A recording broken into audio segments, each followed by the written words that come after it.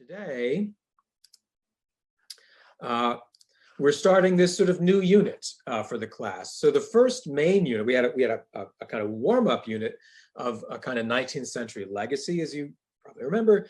And then we spent a good chunk of time right up until the previous class session on looking at physics really during the first 20 or 30 years or so of the 20th century. The real focus on what were some of the kind of approaches conceptually and intellectually that physicists in many parts of the world were using to try to make sense of nature. And that got kind of bound up with what we now call the sort of origins of modern physics, relativity and quantum theory in particular. We were also looking at the kinds of institutions, what kinds of settings were many of those investigations taking place in. And so with today's class and for the next several to come, we're now looking at the next main unit, which is when physics and physicists start interacting much more directly with statecraft, with formal overt politics, with governments, nations, state governments, and even international relations. And that, as we'll see, brings up a new host of questions, intellectual challenges, institutional relationships, and all that for physicists throughout what we'll mostly focus on throughout various parts of Europe and then the United States. Although there's lots to be said about other parts of the world too, and I'd be glad to talk about that if you have questions. So today we're launching this sort of next main unit of physics, physicists, and the state, meaning through governments. And we're going to start by looking actually at developments in Germany, where so much of that work on what we now call modern physics had unfolded. So that's our job for today. We have, as usual, three main parts for the class. We're going to kind of recap or revisit some material that we actually looked rather briefly at a few sessions ago when we were talking about Einstein and the general theory of relativity, and this movement that was called Deutsche Physik, which is usually translated into English as Aryan physics. A literal translation would be German, but it really meant this kind of race or racially based notion of what a proper approach to physics would be. So we'll talk about Deutsche Physik. Then we'll pivot and talk for a good chunk of today about some developments in nuclear physics, which was quite new in this period, and in particular, the ideas about nuclear fission. And as you see there, again, optional lecture notes on the course Canvas site to dig into some of that a bit more. I'll go through quickly some things, but there's some more details in the optional notes. And the last part for today is really looking at sort of the collision or the union of these first two topics. And we'll look at how did Werner Heisenberg himself and many of his immediate colleagues who stayed within Germany after the rise of Hitler, what did nuclear physics mean for them, and what did they think they were doing as they worked very hard during the war years on topics related to nuclear physics and nuclear fission. So that's what we're going to talk about today. And then on Wednesday, we'll turn and look at some developments from in Britain and then especially in the United States around similar timescales. Okay, so this is just a reminder, something we talked a little bit about when we talked about general relativity. As early as the spring of 1920, I believe the very first rally was April or so of 1920, several political opportunists within Germany took advantage of the fact that Einstein himself, as well as his general theory of relativity, had become kind of overnight sensations. Einstein was everywhere in the news after the dramatic eclipse expedition results. He was heralded around the world as this amazing genius who had toppled Isaac Newton's physics. And so some opportunists within kind of war-ravaged Germany took advantage of Einstein's fame to sort of get their own message out. Their message was not really about physics, so they used physics or the debates about some ideas in physics to stage what was really ultimately a kind of political movement. So they began staging anti-relativity rallies in places like sports arenas and opera houses, music halls, and so on. And the kind of public face, the faces that were most often sort of headlining these events were these two German Nobel laureates in physics, both experimental physicists, Johannes Stark and Philipp Lenard. And again, there's all kinds of ironies here. Stark had actually invited Einstein back in 1907 to write a review article on Einstein's own work because Stark thought it was interesting but not getting sufficient attention. Philipp Lenard won his own Nobel Prize in 1905 for Lenard's experiments on the photoelectric effect. which of course triggered Einstein's imagination directly. These folks had all kinds of kind of physics interests in common in the early years of the 20th century, but by the 1920s, they had really come quite far apart. So the rhetoric of what became known as the Deutsche Physik, or Aryan physics movement, was that of the Tatmensch, that is the man of action, in their terms. That Newton and Galileo and Michael Faraday, according to people like Philip Lenard, had all been Aryan. They'd all been of this, what Lenard and Stark considered the kind of purist kind of racial stock. That they were just like the kinds of people the Nazis wanted to further elevate, according to Lenard, even though those Newton and Galileo and Faraday themselves would certainly not have recognized that as such.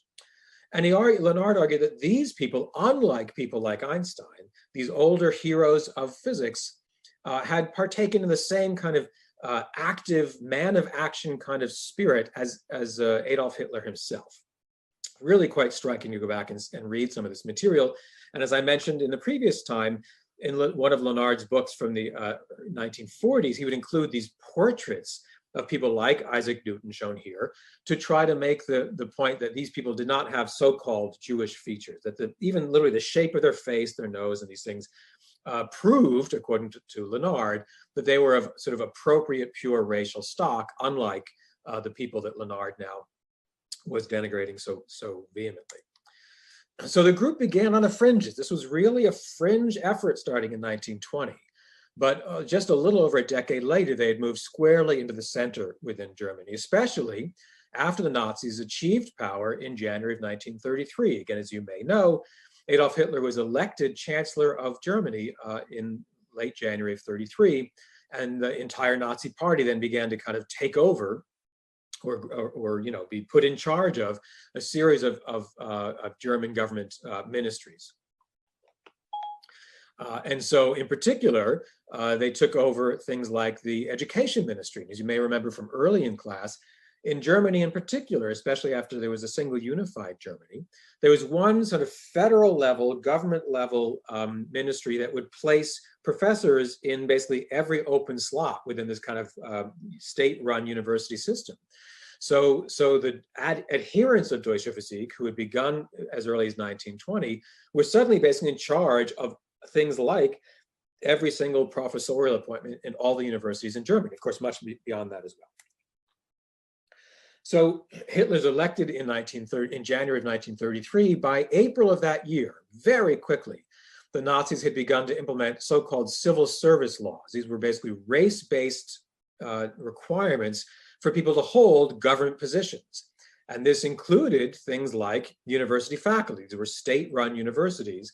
So the so-called civil service laws, which forbid people of non-Aryan descent, like Jews and others, from holding government jobs, this starts to trigger a very, very rapid exodus of scholars out of Germany. Either they were fired or they were not personally fired, but were concerned about the direction things were heading, and they're left in kind of protest over the way their colleagues and students were treated. And so this triggers about 100 physicists and mathematicians who leave Germany pretty quickly, starting in around 1933, and many of them head toward both Britain and the United States. They move. Some of them move permanently, some of them move for the duration of the war and then relocate back to Germany. But many of them never went back. So most famously, Einstein himself left Germany, renounced his position with the Prussian Academy of Sciences, and he moved to the Institute for Advanced Study in Princeton, New Jersey. In fact, he was the first faculty member hired there. The institute itself was brand new. So Einstein moves to the United States. Erwin Schrödinger, who is not Jewish, but nonetheless was very concerned very quickly at the direction of these so-called civil service laws. He resigned his position in Berlin. He moved to Oxford and then settled in Dublin for the duration of the war. Emmy Noether, who was an immensely influential mathematical physicist from Göttingen, she left Germany and she was hired at Bryn Mawr, a women's college in Pennsylvania. Max Born also left Göttingen. He went first to Cambridge, then to Edinburgh for the duration of the war. Younger scholars like Hans Bethe left positions in Germany, and he moved to Cornell and had a very, very long career at Cornell. He arrived at Cornell around 1935, and he stayed there. He was a professor there for maybe 60 or even more than 60 years. He had an enormously long career. James Franck moved to the University of Chicago. Felix Bloch to Stanford. Vicky Weisskopf eventually makes his way to MIT, first by way of Rochester, and so on. It's literally 100 of these cases that have been well documented. And what's really important to keep in mind is that these were by no means easy transitions. For some, they were pretty easy. Einstein was welcomed immediately at the Institute for Advanced Study. It was a great boon for that new young institute. But many of these other folks who were neither so famous as Einstein nor entering such brand new institutions, for many of these other folks, it was actually not an easy move. The United States itself, like many parts of the world, not just in Europe or North America, was deep into a Great Depression. This was already several years in. So there were many US-based scholars in this case looking for university positions as well as all kinds of jobs. Unemployment was rampant throughout the United States. But even beyond that, there was an entrenched, and again, by now well-documented, anti-Semitism throughout many, many US universities, including sometimes most rabidly among the most elite universities, the Ivy League and others like that.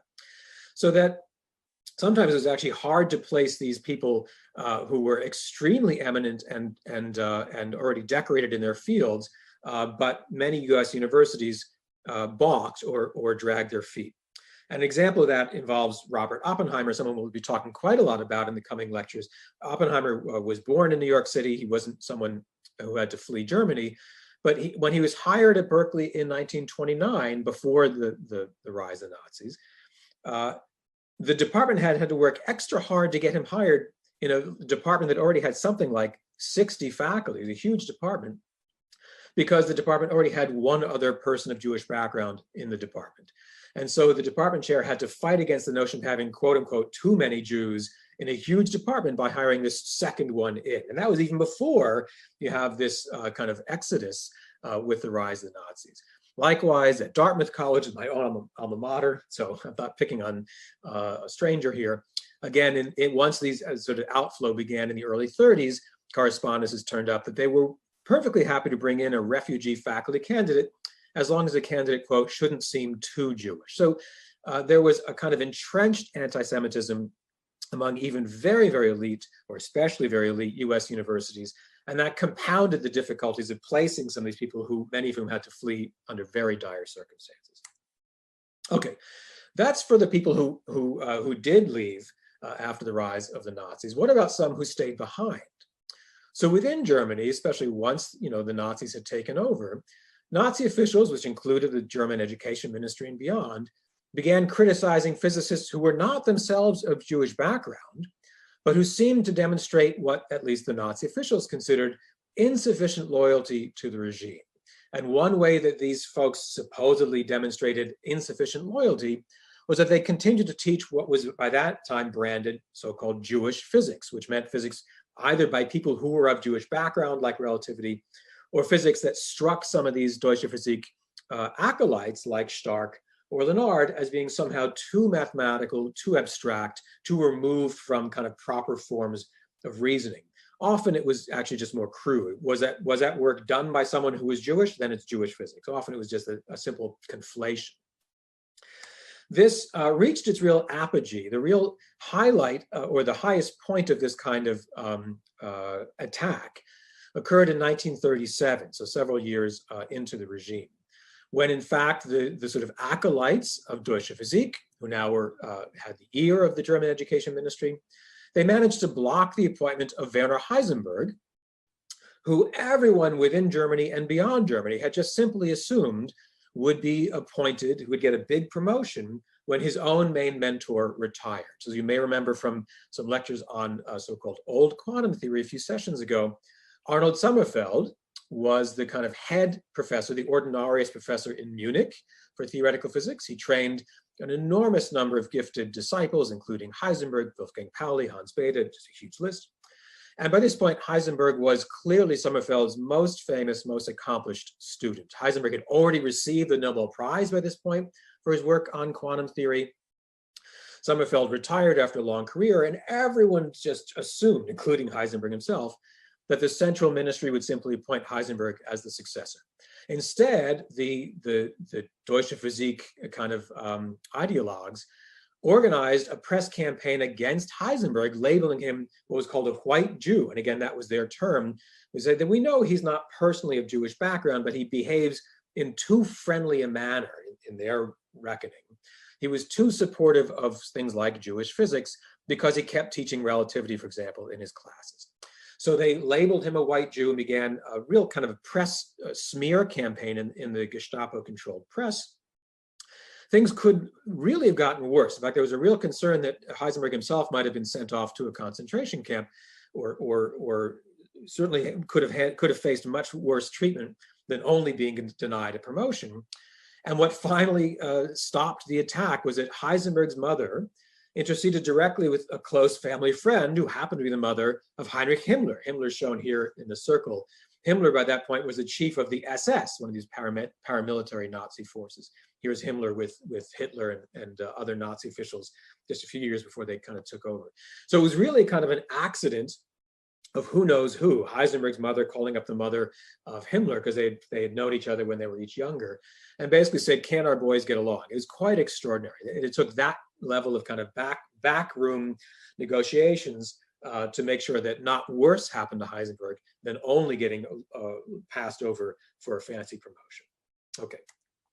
So that's usually seen as the kind of apogee of the power of this Deutsche Physik movement within Germany. Obviously, the Nazis weren't done in 1937. As I'm sure you know, the war dragged on until 1945. But this was really the high point of this kind of power of Deutsche Physik. So not that the Nazis went away, but this notion of having a kind of racially pure or kind of ideological tests for physics, that begins to wane. Very soon after this very dramatic showdown over Heisenberg's promotion. And in fact, what many historians have come to conclude is that the regime, the Nazis in power, said, we actually could have real uses for all these physicists, at least the ones who weren't of Jewish background.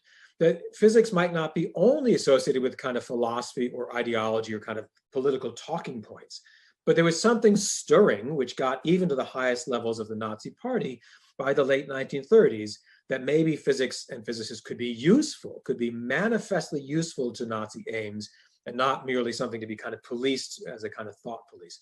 And what had changed really was summed up in two words: nuclear physics. So let me pause there. We're going to have some questions and discussion, and then we'll look at some of the work in nuclear physics that they were talking about. Any questions about that?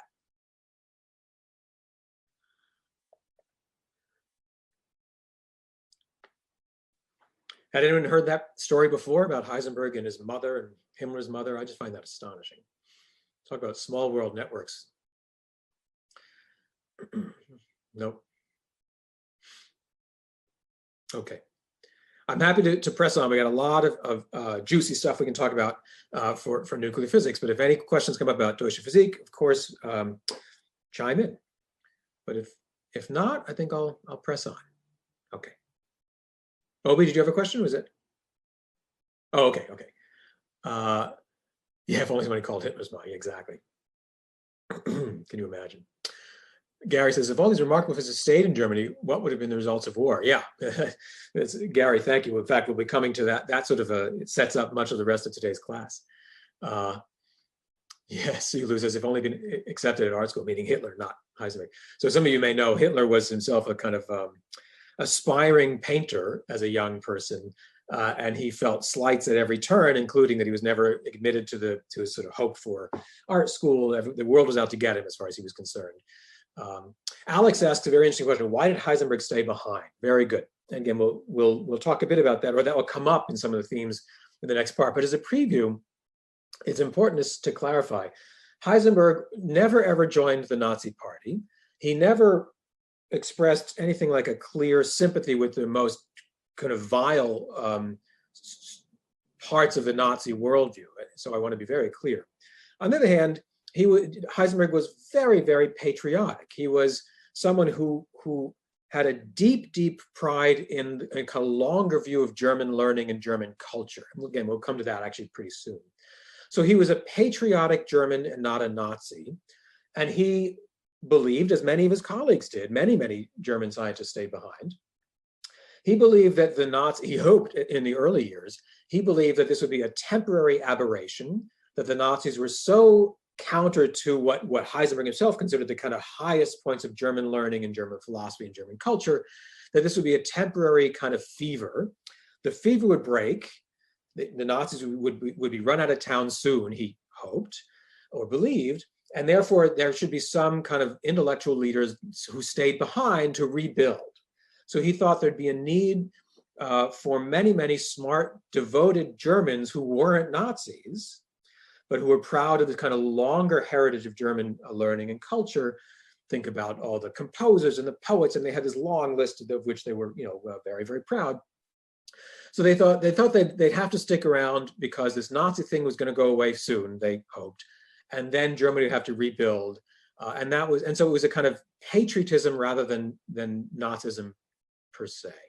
But that became, for many other people who did leave Germany, either because they felt they really had to for personal safety, or people like Schrodinger who were critics of the regime but were not in the same kind of personal danger. That kind of argument didn't convince everyone. Obviously, not everyone thought that some people thought Heisenberg was kind of fooling himself, or the people like Heisenberg who chose to stay. So it was not at all obvious that this was, even at the time, that this was the best course of action or the morally appropriate one. But it was tricky. And so the shorter version is Heisenberg was deeply patriotic and not a Nazi. And he hoped he could help kind of rebuild the country he loved so much. And he hoped it would come soon. That's a good question. Any other questions on that? It's actually a great segue to the next part. Okay, let's press on. Let's see what else, what might have helped convince even the ardent Nazis that there were other reasons to think about physics in new ways. So we're going to step back a little bit and look at some of the kind of conceptual developments and experimental developments that have been going on really just in remarkable synchrony with the Deutsche Physik movement and the rise of the Nazis. So throughout the late 20s and into the early 30s, several research groups really certainly throughout Europe and beyond, were working on radioactivity. That dated back to the 1890s. But this group by this point, about 20 or almost 30 years in, began to suspect that there was more going on within atomic nuclei than only protons. That there might be actually a whole second kind of particle within these nuclei. And again, to us, this sounds like, no duh, how did they know that? We know that because they worked so hard to figure this out. They thought there could be an electrically neutral particle whose mass was at least pretty close to that of the proton, but would not respond to the electromagnetic, would not respond to electric attractions or repulsions the way a proton does. And they had all kinds of reasons for thinking along these lines. Among the real kind of world leaders on that topic was a husband and wife team, or a wife and husband team, Irène and Frédéric Joliot-Curie. Irène Curie was one of the daughters of Marie and Pierre Curie. So she entered the family business. She married Frédéric, who was also a nuclear scientist, and they also set up a world-class laboratory in Paris, really kind of taking the mantle from Marie and Pierre. And one of the things that they were especially adept at studying was something called artificial radioactivity. It really meant induced radioactivity.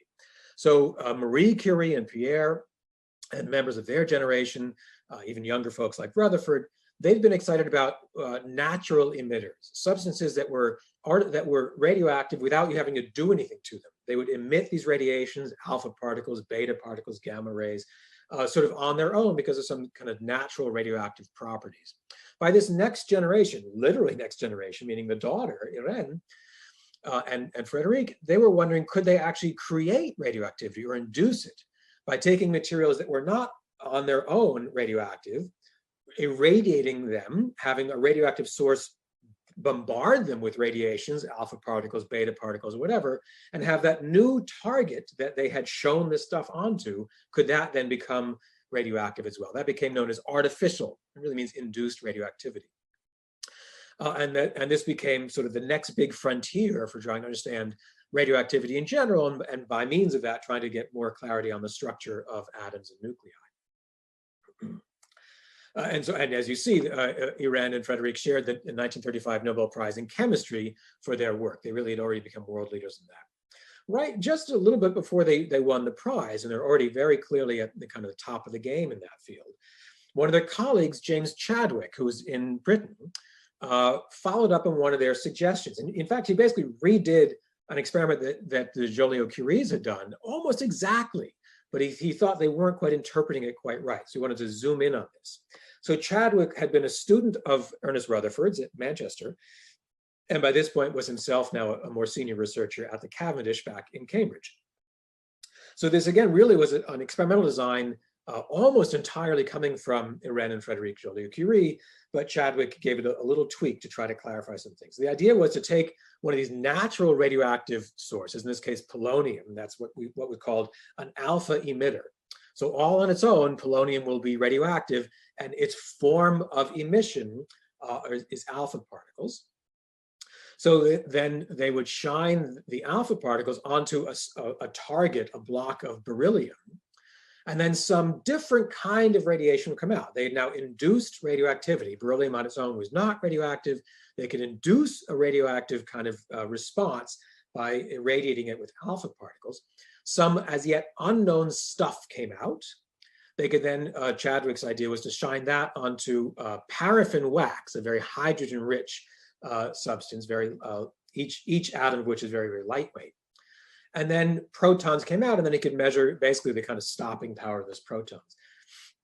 So what Chadwick clarified, which the one of the few times that Iran and Frederic Joliot-Curie had not kind of just nailed it the first time, so Chadwick came in and clarified, was that this unknown radiation, the stuff that came flying out upon irradiating beryllium with alpha particles, was this long suspected neutral particle, electrically neutral, with a mass pretty close to that of protons. So the way that Chadwick made sense of this reaction was that there were alpha particles coming out from the polonium, encountering the beryllium, that would convert into a stable carbon atom and have this unknown radiation be the neutron. And again, this is probably familiar notation for you.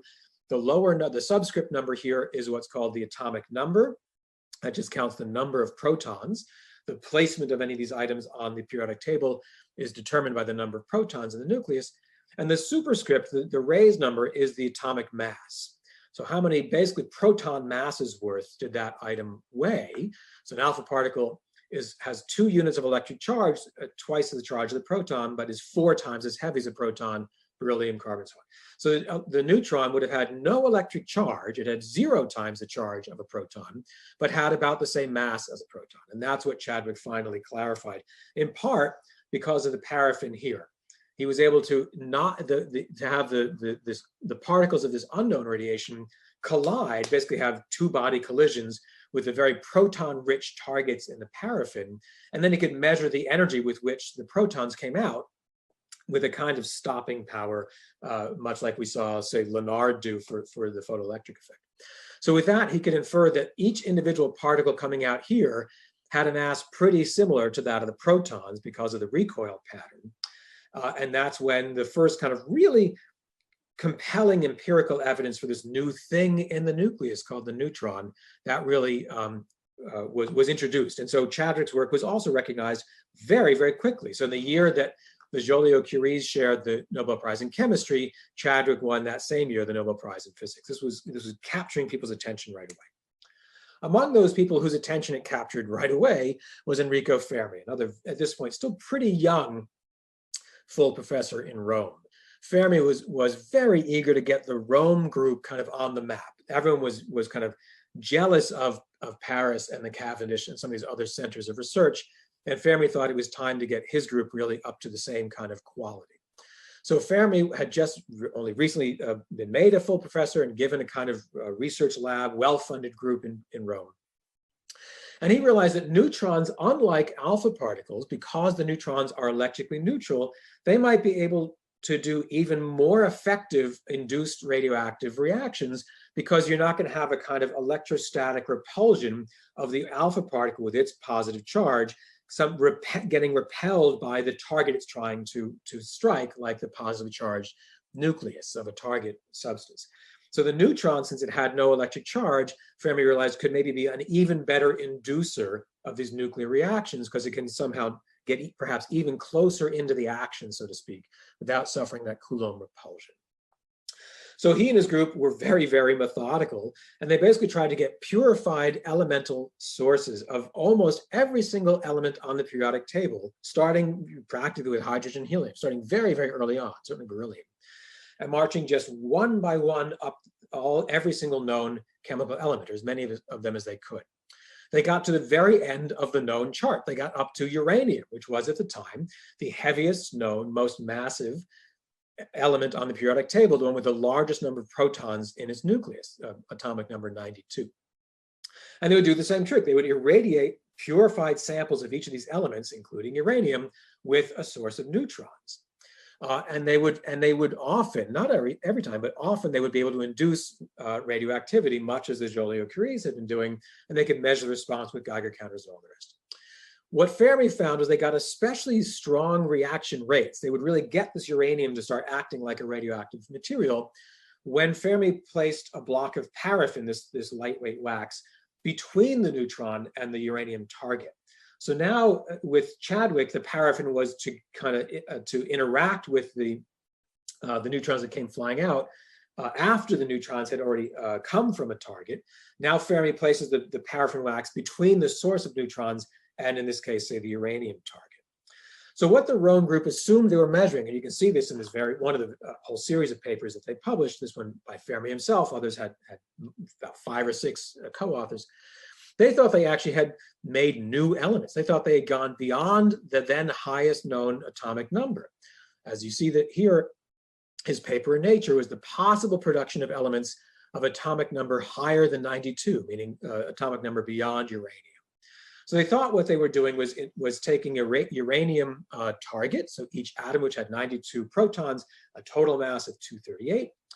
They would irradiate it with neutrons, and the uranium target would do what would soon be called neutron capture. So it would absorb that incoming neutron. So what happens then? The atomic number has not changed, right? This has 0 proton units. So the 92 plus 0 remains 92. You still have uranium there, but the actual mass has increased by 1 unit. So neutron capture does not change the chemical identity of the target. It's still uranium. It still has only 92 protons in the nucleus, but you change it to a different isotope, same number of protons, different total atomic mass, in this case, 1 more neutron. And then after some time, the neutron that had been absorbed would itself undergo a radioactive decay, a so-called beta decay, where the neutron would transform into a proton,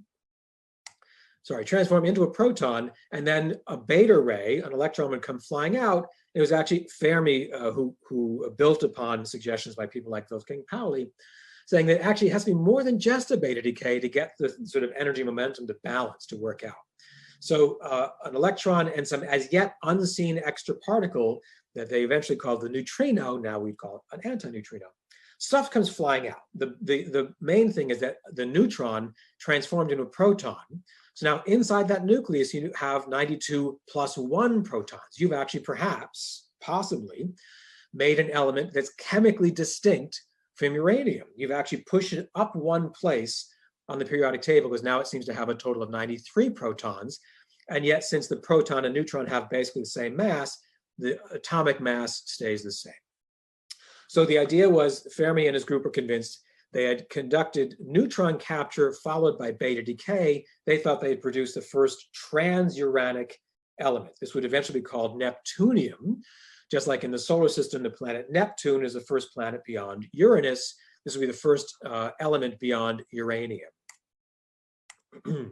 I actually got to see these materials the last trip I was able to make before the pandemic, although I didn't know that at the time. I actually was in Rome for a few days, glorious few days this past January, not quite a year ago. And I got to see in this brand new Fermi museum on the very site of his laboratory. There's now a museum that in principle is open to the public, though it's sealed up now, I'm sure. And this was the actual lead-lined case in which they had their radioactive sources. This is the block of paraffin that Fermi used. It's like, I couldn't believe it was right there. I've been reading about this thing since I was a kid. And here are some of the examples of these purified elements, the targets that they would irradiate with the neutrons that had gone through the paraffin wax. And here, this is what happens if you start filming in the streets of Rome. You get pulled over by the police. So it's actually, they're working on a documentary with Nova about Fermi and neutrons and neutrinos. And the police didn't realize we had all the proper paperwork. Here's Rosemary Cafferty, the production assistant, saying, no, nice police officers, we do have the permits. Anyway, so I got to see lots of things in Rome, including Fermi's actual experiments. That was pretty awesome. Okay, so Fermi's work actually triggered a lot of reactions in the human realm and not only in the nuclear realm. So this work was again seen as just unbelievably interesting and important. He starts publishing this in 1934. The main body of work comes out throughout 1935. By 1938, he again, this work had been recognized as worthy of a Nobel Prize. Here's Fermi getting permission, winning the Nobel Prize, receiving it from the King of Sweden, December of 1938, just 3 or 4 years after starting that whole series of investigations. Now that timing's pretty remarkable. As again, many of you probably know, Italy by this point, since the 20s, have been ruled by a fascist dictator, a self-pronounced fascist dictator, Benito Mussolini. Mussolini was not in the earliest days as rabidly anti-Semitic as he would become, but after Hitler attained power in Germany, Hitler and Mussolini made a series of kind of pacts, and Mussolini's policies began mirroring or getting much closer to those of the overt anti-Semitism and so-called racial purity of the Nazis. So by the early and mid-1930s, Mussolini's regime in Italy was becoming as dangerous for people of Jewish background as Hitler's was in Germany. That mattered a great deal to Fermi. Fermi himself was not Jewish, but his wife, Laura, was from a Jewish family. And even though Fermi was this big fancy professor, getting lots and lots of support from the central government for his research, it was becoming more and more clear that this was not going to remain a kind of easy existence for them with a Jewish member of the family, as Mussolini began aligning policies more and more closely with those of the Nazis. So what Fermi arranged upon learning that he would receive the Nobel Prize was that his entire family, his immediate family, could travel with him to Stockholm to win the prize, and they basically snuck out. So Mussolini couldn't help but let Fermi leave the country. For Italy's grandeur, it was important to let Fermi receive the Nobel Prize. And then basically behind Mussolini's back, Fermi had arranged in secret to have his immediate family skip town, to leave almost directly from Stockholm, get on a steamboat out of, I think, the UK, and sail right to New York City. It's a lot like if you've seen the famous movie, The Sound of Music, it's a lot,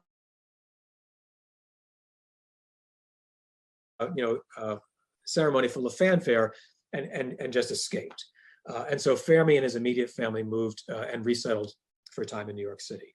So this is a reminder of the timing. We have this exciting new work in nuclear physics, new particles found, new kinds of nuclear transformations. The world scientists are getting very, very excited about this at just the moment when fascists are taking over many, many parts within Europe. Now, it turns out other groups were actively working on exactly these kinds of nuclear transformations. After all, Fermi won the Nobel Prize, partly because many, many people in the field agreed this was really, really kind of hot stuff. This is important stuff.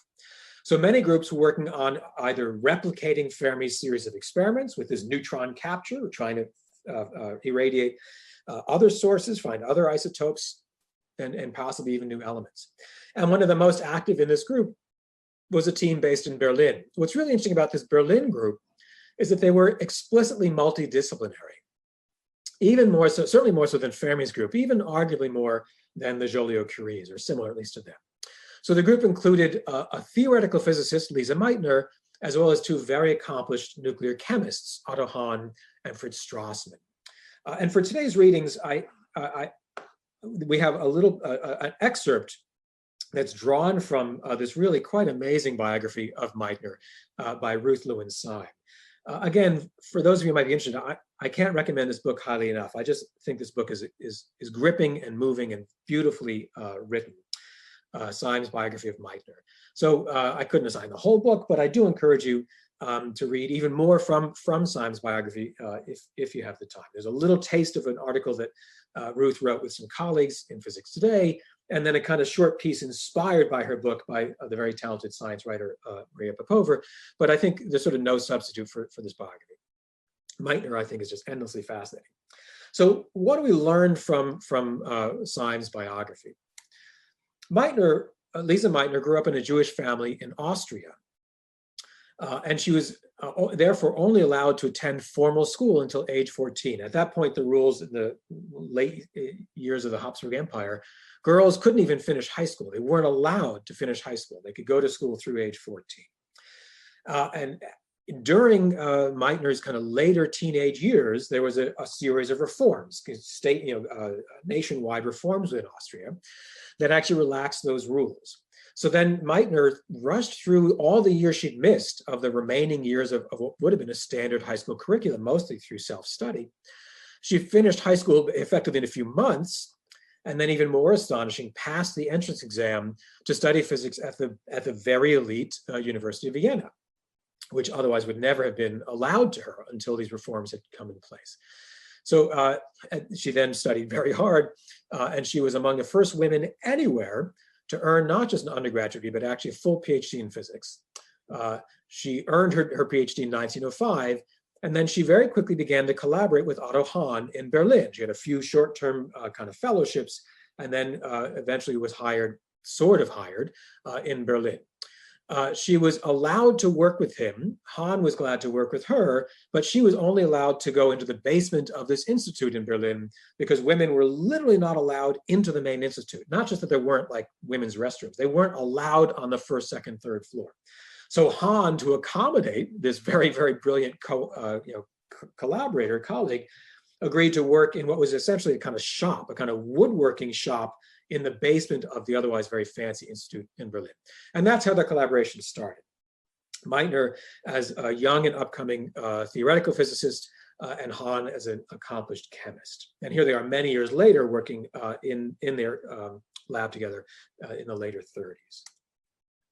So what happens is in 1933, when Hitler is elected and the so-called civil service laws go into effect by that spring, people who are of Jewish background and German citizens could no longer hold university positions or other government jobs. Lisa Meitner was not a German citizen. She was an Austrian.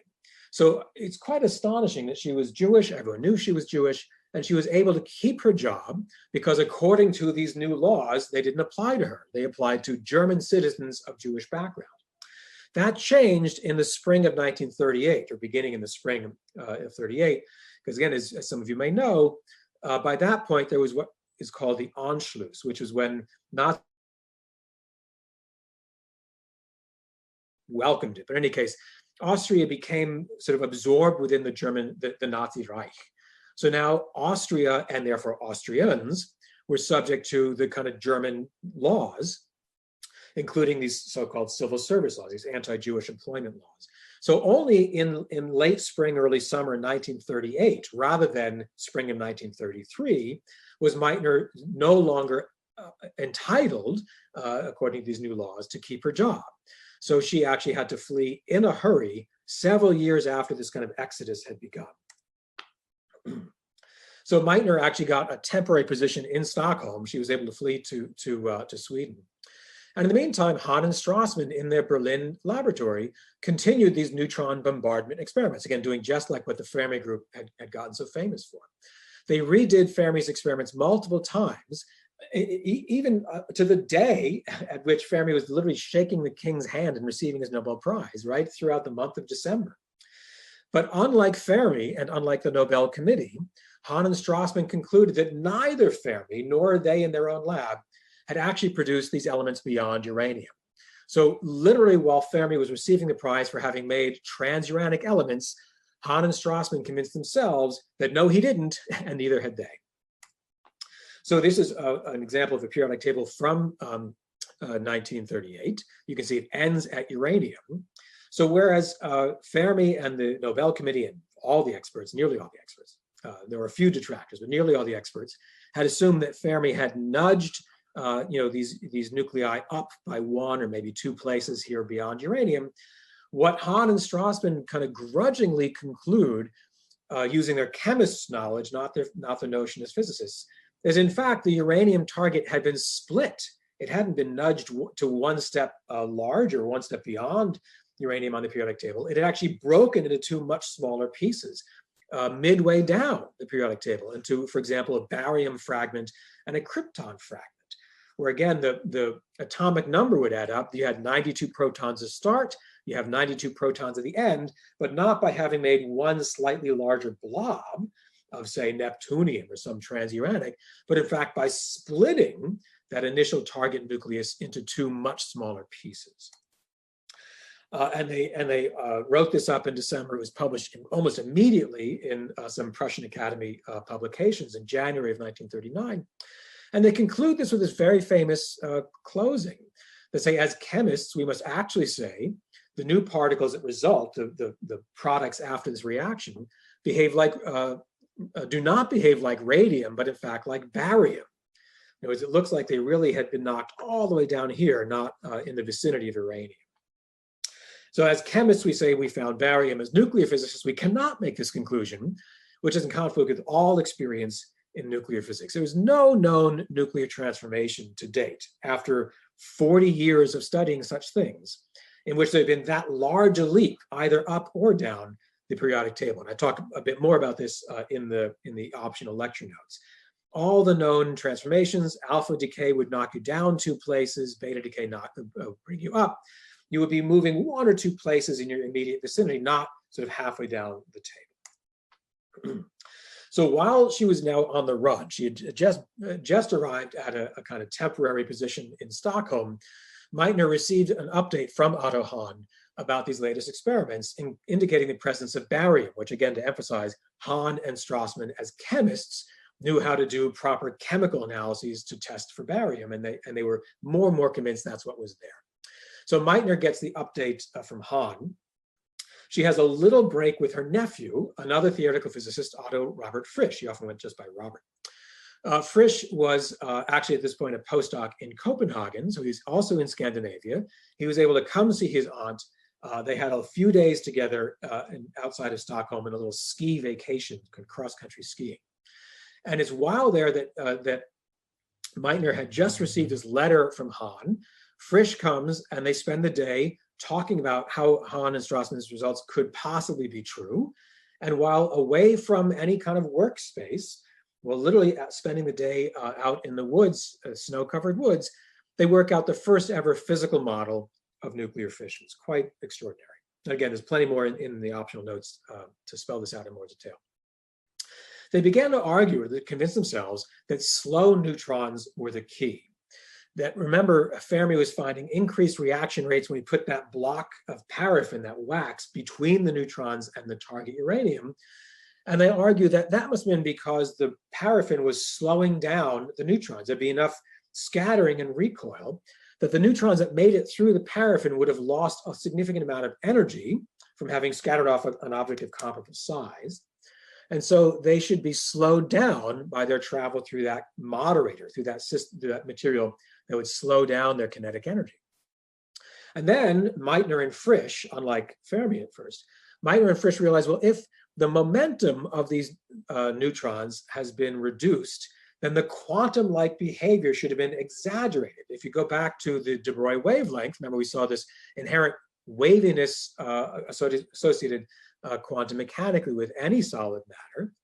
It's proportional to Planck's constant, but inversely proportional to the momentum. So if the neutrons are being slowed down through, say, that paraffin wax, then the velocity would be small, the waviness, the characteristic size of this quantum wave, would be enhanced. So maybe, even though this uranium nucleus is nearly 240 times bigger than, or more massive than the inbound neutron, if that neutron had been slowed so that its quantum properties have been stretched, the quantumness, so to speak, the wavelength, might be comparable in size to this entire uranium target. Maybe you could set the entire target wobbling coherently. You could get a kind of coherent or collective response to the single bombardment by the incoming neutron.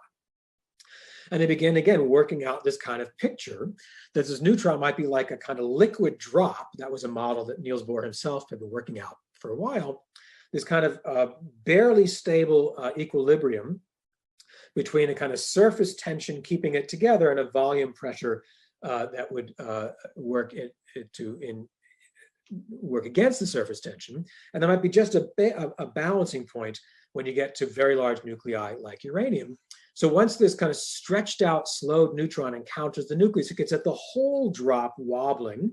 And in fact, you could actually have this sort of thin neck appear. And then finally, because this is now a very dense pack of positively charged protons, this is a separate densely packed region of positive protons, they can now repel each other. Maybe this neck will rupture and you'll actually get two smaller pieces. So maybe the one large nucleus could split in two because it was hit by a slow moving neutron. They go on, again, this part is done in much more detail in the notes. I'll just go quickly here. Still on the ski holiday, while basically on a bench or leaning against a tree, they try to wonder, would this work? Could they get a kind of order of magnitude estimate of this kind of process? And they realized that the energy scale, the rough energies involved, if this splitting of a uranium nucleus were to hold, they could estimate by the kind of Coulomb repulsion of all the pieces, all the protons within that nucleus. They have about 100 protons, 92, so order of magnitude about 100 protons, each with unit charge. And they're packed within a very small volume. The average nuclear radii, they knew by this point, was on the order of 100th of an angstrom. And so on the order of, 10,000th of an angstrom, so around 10 to the minus 12 centimeters. Meanwhile, the kind of typical energy scales for chemical reactions is where you're basically moving 1 or 2 electrons across distances of an atomic size, not a nuclear size. So if you take the ratio of the kind of typical energy scales that seem to be involved in these nuclear transformations compared to typical energy scales for chemical ones, the nuclear ones should be about 100 million times larger energies, just from this kind of how many charges are you moving around and what kind of volume. It's very, very kind of order of magnitude rough estimate that they're doing literally on a bench while taking a break from skiing. Meanwhile, after splitting apart, if this really were to happen, you have two roughly equal pieces of what had once been a single nucleus. Each piece will carry, as they go through, and I replicate that algebra in the notes, each piece following splitting would carry about 1/3 of that starting energy. So this nuclear energy of the starting blob of roughly 100 charged particles, after splitting, each piece would only carry about 1/3 of that. So you have two pieces, you have 1/3 of that kind of raw energy still to account for. And that would be this energy released every time a single large unstable nucleus undergoes this splitting. So you have 1/3 of this enormous energy scale sort of available or released every time, they estimate, every time a single nucleus is split in this fashion. It turns out that estimate is consistent with people who then fill this in within a few months with a different way of estimating the energy scales, not based on a kind of classical Coulomb repulsion, how many protons over here are repelling how many protons over there, but actually based on E equals mc squared. That the total mass of the uranium nucleus before it splits is actually less than the mass of the barium and the krypton. There's a binding energy left over, a negative binding energy. And that actually is what's released when this initial thing splits, and that release times c squared gives you, again, the exact same kind of estimate as you get from this classical kind of electrostatic repulsion. That was worked out in detail by Bohr himself with another colleague. So Frisch returns to Bohr's Institute in late December. He tells Bohr all about this. Bohr was very excited about nuclear physics by this point. Frisch was Bohr's postdoc. Frisch tells him all about Meitner's and Frisch's ideas that maybe this big nucleus is just barely stable and could actually be split apart into two small pieces. He asks Bohr to keep it to himself. He and Meitner were going to keep working on it, maybe even perform some laboratory tests and so on, which in fact Frisch did wind up doing. Meanwhile, Bohr was set to leave almost practically the next day, very soon afterwards, to sail to the United States. He was scheduled to spend a sabbatical at Princeton University, right near the Institute for Advanced Study. So he does that. He sails to New York. He's actually met at the docks in New York City by Enrico Fermi, who had just fled. He had just left by way of his Nobel Prize ceremony. Younger folks like Sam Gouchmit, whom we heard about before, we'll hear more about soon. Gouchmit had also fled the Netherlands and had moved to the United States some years before. Bohr basically gets off the boat and tells them, you won't believe what I've just learned, nuclear fission is possible. So even though Frisch had asked him to keep it quiet, Bohr basically can't help himself. He's spilling the beans to his physics colleagues practically on the docks as soon as he arrives in New York City. Then he gets to Princeton. He tells other emigre physicists like Wigner, Albert Einstein, John Wheeler, who's an American physicist, but had done his own postdoc with Bohr some years earlier. They knew each other very well. Within days, several laboratories up and down the East Coast had actually verified this reaction. And for them, it was easy because they knew what to look for. The hard part was having these chemists like Hahn and Strassmann really do the kind of chemical assays to find barium. Once you know to look for barium, then even physicists, with some chemists' help, could verify that some of the fission products were in fact barium way down the periodic table, not things near uranium. So during that sabbatical, Bohr then kept working with Wheeler, and they worked out a more detailed quantitative analysis building very directly on Meitner's and Frisch's work. By this point, Meitner and Frisch had published a few very short letters about their work that are duly cited by Wheeler and Bohr. And they work out a kind of lengthy, detailed quantitative theory of this nuclear fission. In fact, building again much on Meitner's work, it's Bohr and Wheeler who finally conclude that the fissionable, the most unstable isotope of uranium is not the most common kind you find in the ground. That's U-238. The fissionable one, the one that's most easy to undergo this kind of splitting reaction, has a couple fewer neutrons than the common one, U-235. What's kind of chilling or stunning to me is their article was published in the Physical Review literally on the same day that the Nazis invaded Poland, which was the final kind of trigger for the start of the overt fighting of the Second World War. Again, we see this collision of these time scales. So everyone in physics knew immediately that nuclear fission could lead to bombs. This was an enormous release of energy each time a single nucleus split. The energy scales were nothing like typical chemical scales, chemical reaction scales. So everyone knows that, and then their second thought was, oh, the Germans must know this too.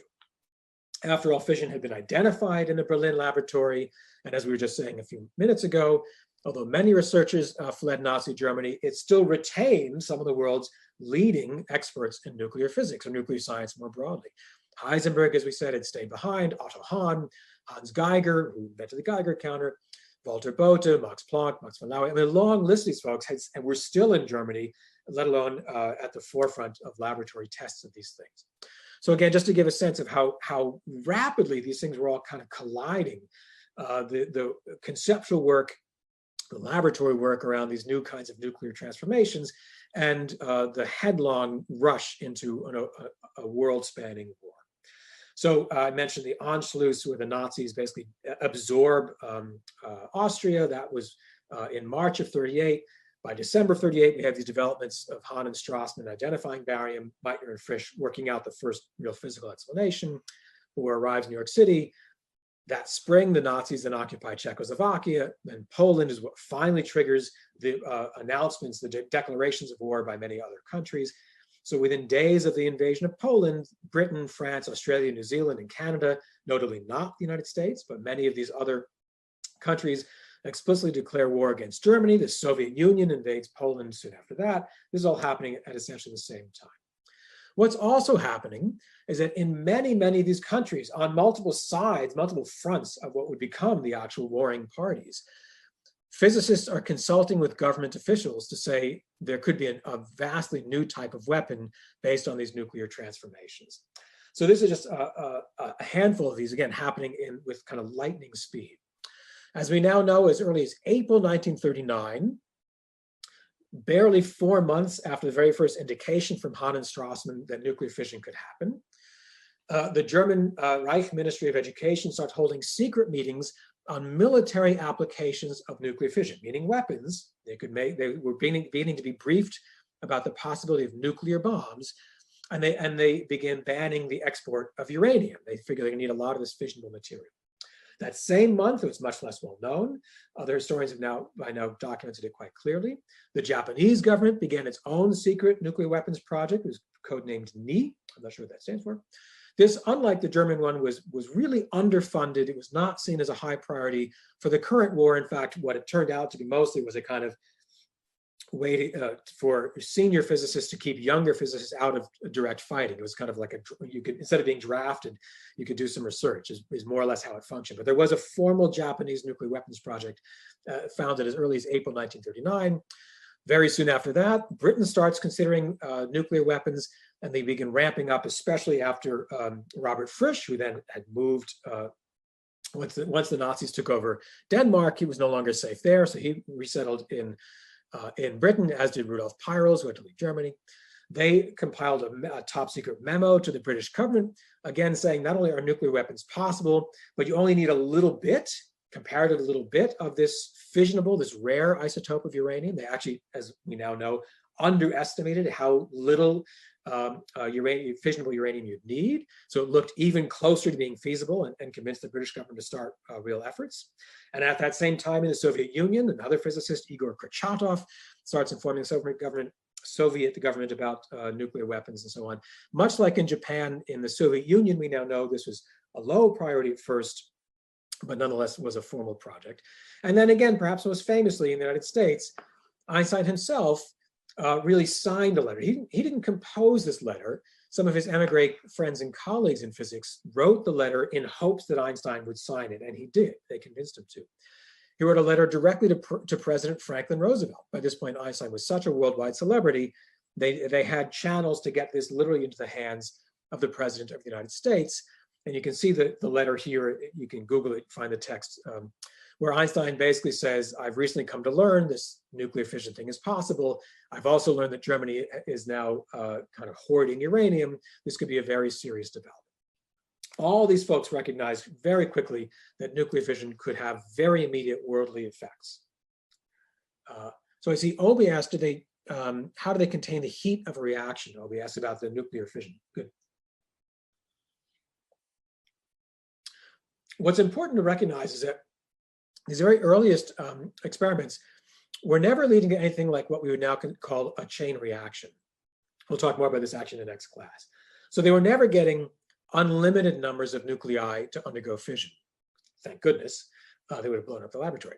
So the heat released when one or two or three, a small number of nuclei fission was not remarkable. If they had expected that, they could have maybe instrumented their laboratory to just barely maybe measure, but I bet it was not even measurable, given the fission rates they were encountering.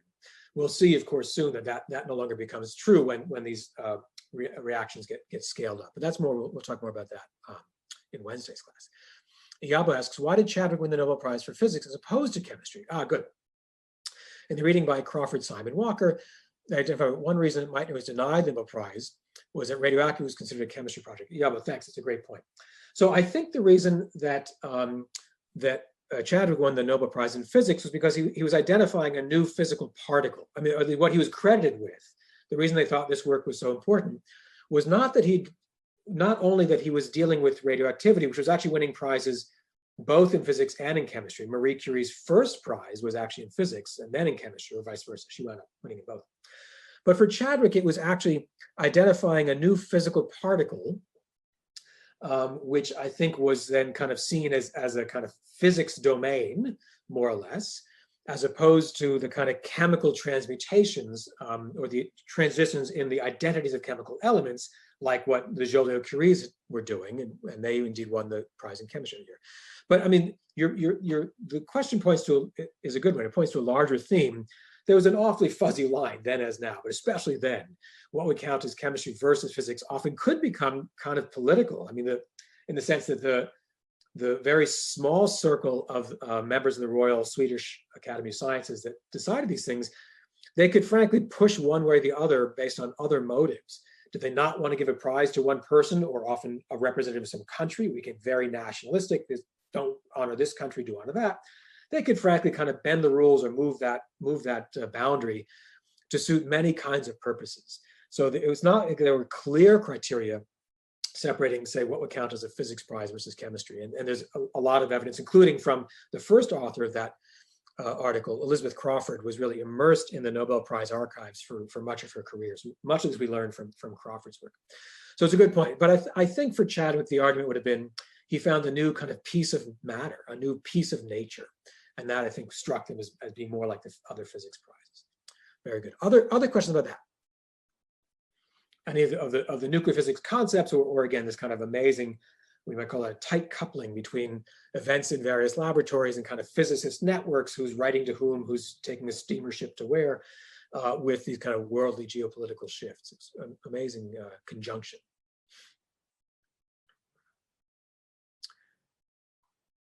Do we know if Einstein ever spoke with FDR? He did not. Thank you, Gary. So in fact, there was a bit of a delay. FDR didn't actually receive the letter for a couple of weeks. He did read it. We know it was handed to him literally in the Oval Office, and he read it. What's important, though, is that the myth that Einstein sort of invented the Manhattan Project with this letter, that is just crazy, crazy dramatically overblown. Einstein signed the letter. He signed it.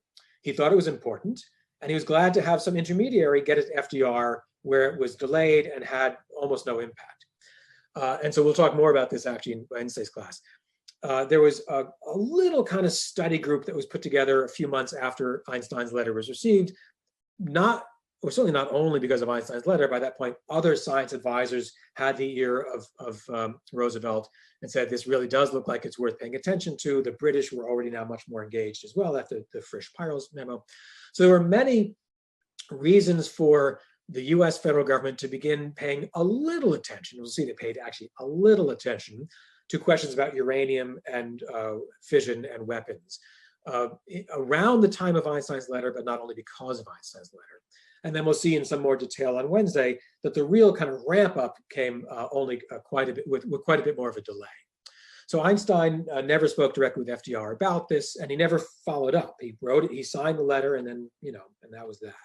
So the notion that Einstein kind of jump-started the Manhattan Project, which one can still find with what I'll call lazy Googling, that's really kind of totally out of proportion. Good. Any other questions on that? Now, there's one last part I want to talk about today, which I think is very juicy. Let's launch into that, and then some more time for discussion as well. Okay. So let's talk about Werner Heisenberg and what was going on within, for those who stayed within Germany, with this constellation of events. So by September of 1939, right around the start of the overt start of the Second World War, the German Army Ordnance Office took over the Kaiser Wilhelm Institute for Physik, this really quite beautiful, funky building in Berlin, or just in the outskirts of Berlin, Berlin-Dahlem, exactly to coordinate research on nuclear fission. They'd been briefed. They'd had these secret briefings since that spring. Fission's a thing. It could lead to weapons. So the Army took over the Physics Institute, took over control of it. A little while later, Heisenberg was actually placed in charge of it. So Heisenberg, from the very early days, became a member of what was called the Uranverein, which is the Uranium Club, the little informal group of nuclear physicists and chemists who were working on fission, trying to learn more. Heisenberg personally advised the military multiple times about possibilities of nuclear fission, both for weapons. This could lead to explosive release of explosive power in a bomb, but also for civilian power generation, what we now call reactors. And again, this has been shown now in a lot of detail that Heisenberg and other from the small circle of colleagues were actively advising the Army Ordnance from as early as 39-40. And as I say, within a few years, then Heisenberg himself was put in charge of the entire nuclear effort. At the same time, Heisenberg was sent on these diplomatic missions throughout neutral countries, or especially occupied countries, including, for example, Denmark. And now this is right on the heels, it's only 2 years or 3 years after he had been denied this promotion by the Deutsche Physik movement. So you can see how rapidly Heisenberg's star had risen yet again among leading German government officials. By 1939-40, he was seen as actually quite useful in the context of nuclear fission. So what he would do is basically go on diplomatic missions to basically be one of the public faces of the German government, not to proclaim pro-Nazi slogans, but rather to show off the kind of grandness of German accomplishments in higher learning. Here's this very young Nobel laureate who knows about the atom and these mysterious things. So he'd give these very well-attended public lectures, usually in places that the Nazis had just taken over and occupied, and sometimes in neutral countries. He, as I say, to many colleagues who heard him, colleagues who'd known him for years, he often sounded explicitly nationalistic. He was never spouting the kind of most what I would consider grotesque or most obvious Nazi kind of speaking points, but he was certainly proudly German. And at some points even seemed to suggest, at least as some of these colleagues heard him, that maybe it would be a good thing if Germany ruled all of Europe, not the Nazis, but if Germany really extended its rule, because after all, this was the high point of European culture and learning. This is what inspires this amazing play, Copenhagen, which hopefully some of you are familiar with. There's a link on the Canvas site. You can actually watch for free through the MIT Library site, a really quite beautiful BBC production, a filmed production of this play, Copenhagen, by Michael Frayn. It stars Daniel Craig, who plays the young Heisenberg, the same actor who would go on to play James Bond. It's really high-end production. So this play is really fascinating. I encourage you to watch the film or read the play. And it swirls around one of these real-life visits where Heisenberg was sent on one of these diplomatic missions, in this case, to Copenhagen, very soon after the Nazis had occupied Denmark. So while he's in Copenhagen giving his fancy lectures, he visits with his own mentor, almost kind of father figure, Niels Bohr. Now, they were afraid that by this point, Bohr's house might have been bugged, might have recording devices placed in it by the Nazis. Bohr was well known to be not at all sympathetic to the Nazis. And so Bohr and Heisenberg take these long strolls, as they always used to do, in the gardens near Bohr's house, away from any sort of inside microphones. And what the play does, I think, just beautifully, very evocatively, is try to reimagine scenarios of what they possibly could have talked about away from the microphones. Sometimes with Margaret de Boer, who we know was almost always part of Bohr's kind of conversation, scientific, political, and otherwise. So the play has these three characters, Margaret de Boer, Niels Bohr, and Werner Heisenberg. What do they think is going on with the world? What do they think the scientist's responsibility is? And so on. It's a marvelous play. Okay. So we know that Heisenberg advised the German military authorities, and multiple times actually, that nuclear bombs were possible, but probably not during the present war. And that was as much because it looked like the Germans would just win very quickly. This was the period of what was called the Blitzkrieg, the sort of lightning war, where everyone expected Germany would win right away.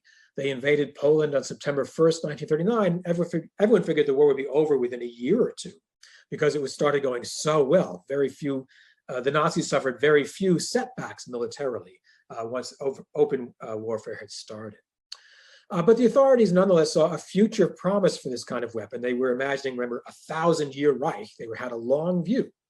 And so they continued to fund Heisenberg's effort, and also to things like seize the Belgian Congo, the so-called Belgian Congo, the territory within Central Africa that was known to be very rich in uranium ore. And so they wanted to get more raw uranium and fund Heisenberg's efforts and eventually install him to be head of the Kaiser Wilhelm Institute. Members of Heisenberg's team then, of this group, began working on what would it take to scale up these nuclear fission reactions. One member, Walter Botha, estimated that the material to slow down the neutrons, like the paraffin wax in the early experiments, that to do that with carbon or graphite, you'd need kind of ultra pure carbon. Any impurities would absorb neutrons and not slow them down. If you absorb the neutrons, you stop the fission reactions, you stop a chain reaction. So Botha, as we now know, overestimated how hard it would be to do this with carbon. So he advised instead that they turn to heavy water that's made not with ordinary hydrogen, but with deuterium, with hydrogen atoms that have extra neutrons in the nuclei. So you have what's called heavy water. There's this kind of amazing commando raid to blow up a heavy water plant in Norway that the Nazis wanted to, because they wanted to steal large amounts of heavy water, literally like parachuting in at cover of night. Crazy, crazy stuff. Meanwhile, Heisenberg began on the theoretical side to estimate how much of this fissionable isotope U-235 would they need to have a runaway explosion, the so-called critical mass, and he actually overestimated by a factor about 10 how much you'd need, at the same time, though, in ignorance of the underestimate by this Frisch-Peierls calculation. So as the war dragged on, the bomb project gets lower and lower priority within Germany, at first because they figured they'll just win by conventional means, and later as the war begins to really bog down, and the Nazis do get turned back militarily at various points, then the Reich needs to actually direct resources to these sort of short-term, immediate military priorities. So it's a low priority at first because it looks like they'll win. It remains a low priority later because they have other short-term priorities. So the physicist Sam Gauchmat, who helped introduce the notion of quantum spin, he had emigrated from the Netherlands actually in the late 20s, well before the rise of Nazism. His family stayed behind, and in fact, they later perished in Auschwitz, a Jewish background.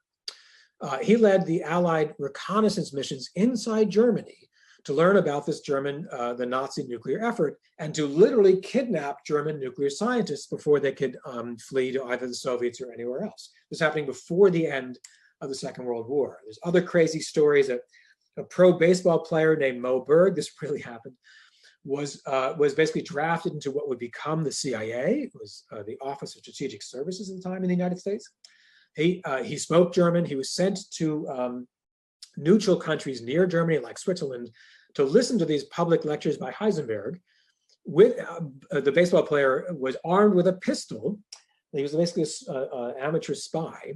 And if it sounded like the Nazi bomb project was getting too advanced, Berg was ordered to assassinate Heisenberg. He didn't, because it didn't sound like they were that close. I mean, these amazing, pretty ridiculous or crazy stories. Meanwhile, the Alsos mission is successful. They gather enormous documentation from the German efforts, and they also capture 10 German nuclear scientists in the spring, even before Germany formally surrenders. They capture them as basically prisoners of war, and they ferret them out of the country to Farm Hall, this quite lovely country house in rural England, not too far from Cambridge University. This was called Operation Epsilon. Once again, the house was bugged. The conversations were constantly audio taped, transcribed, and translated. And you have an excerpt in the reader. I'll let you read through here. Let me just say very quickly, I know I'm running late on time. The first reaction upon hearing that nuclear weapons had been made and had actually been used, in this case against the city of Hiroshima by the American forces, the first reaction is utter disbelief. Heisenberg couldn't believe that anyone, let alone the sort of bumbling Americans, could possibly have gotten so far along in this project, which his own group had made only halting progress on. A little while later, as the transcript reveals, it's a different physicist, Carl Friedrich von Weizsäcker, who says, well, we didn't make a bomb because we didn't want to. We didn't do it, as he says, on principle. If we'd wanted Germany to win the war, we would have succeeded. And Heisenberg then says, I was convinced of the possibility of making a reactor, not for power, not as a weapon, but I never thought we'd make a bomb. And at the bottom of my heart, I was really glad it would be a reactor and not a bomb. They begin trying to make sense of what's happening so quickly around them. Again, just to go quickly here, sorry for I'll post the slides because you can see them. The idea that Heisenberg had actually purposefully resisted Hitler by dragging his feet, by slowing the project, was not a position that Heisenberg himself ever articulated, but other people began saying it on his behalf. Heisenberg said we'd worked hard on reactors, which was true. He just chose not to emphasize they'd also had ideas about weapons. But other people, speaking in some sense on behalf of Heisenberg, put together a story that Heisenberg had purposefully dragged his feet so as to deny Hitler a nuclear weapon. And we have this amazing correspondence of Heisenberg writing privately to these journalists saying, you got it all wrong. Here's an example. I would not want this remark to be misunderstood as saying that I myself engaged in resistance to Hitler. And so I'll stop there. I apologize for running a bit long. I have time for a few questions. I'd be glad to stay on longer if people would like. If, of course, feel free to head off your other classes. And again, the slides are on the Canvas site. So anyway, here's part of, again, this kind of unsteady mixture of really cutting edge nuclear physics unfolding in real time with this kind of really fast changing series of political and kind of military and bureaucratic maneuvers, all getting wrapped up together. Any questions on that?